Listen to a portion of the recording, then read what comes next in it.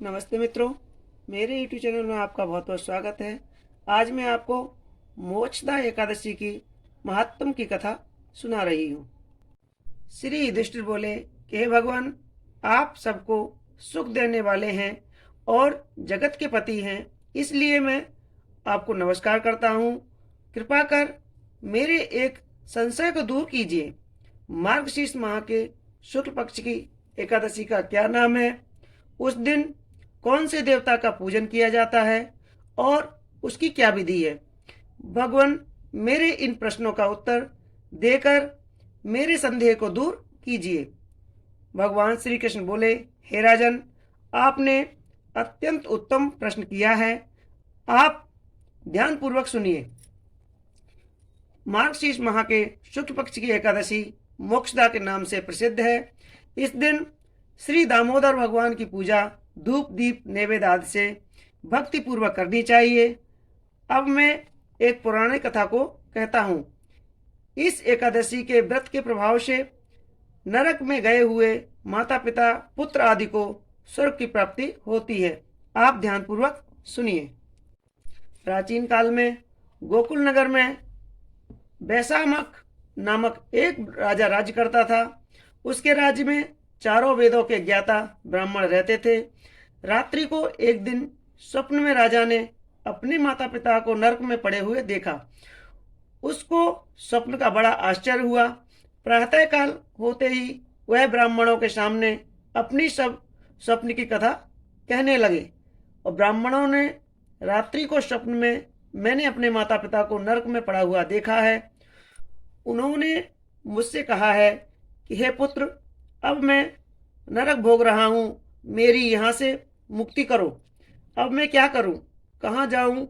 उस दुख के कारण मेरा शरीर तप रहा है। आप लोग मुझे किसी प्रकार के तप दान आदि को बतावें जिससे पिता को मुक्ति प्राप्त हो। उस उत्तम पुत्र का जीना व्यर्थ है जो अपने पिता का उद्धार न कर सके। राजा के ऐसे वचनों को सुनकर ब्राह्मण बोले, हे राजन, यहाँ से करीब ही वर्तमान भूत भविष्य का ज्ञाता पर्वत नाम के एक ऋषि का आश्रम है। आप यह सब बातें उनसे जानकर पूछ लीजिए, वे आपको इसकी विधि बता देंगे। राजा ऐसा सुनकर मुनि के आश्रम पर गए। उस समय चारों वेदों के ज्ञाता पर्वत मुनि दूसरे ब्राह्मणों के समान बैठे थे। राजा ने जाकर उनको साष्टांग प्रणाम किया। पर्वत मुनि ने उससे सांगोपांग कुशल क्षेम पूछी। तब राजा बोले, हे ऋषिदेव, आपकी कृपा से मेरे राज्य में सब कुशल है, परंतु मेरे मन में अशांति रहती है, उसका कुछ उपाय कीजिए। ऐसा सुनकर पर्वत मुनि ने एक मुहूर्त के लिए नेत्र बंद कर लिए और भूत भविष्य को विचारने लगे। फिर बोले, हे राजन, मैंने योग बल के द्वारा तुम्हारे पिता के समस्त को कर्मों का ज्ञान प्राप्त कर लिया है। उन्होंने पूर्व जन्म में कामातुर होकर सौत के कहने पर एक स्त्री को ऋतुदान मांगने पर भी नहीं दिया। उसी पाप कर्म के फल से तुम्हारे पिता को नरक में जाना पड़ा है।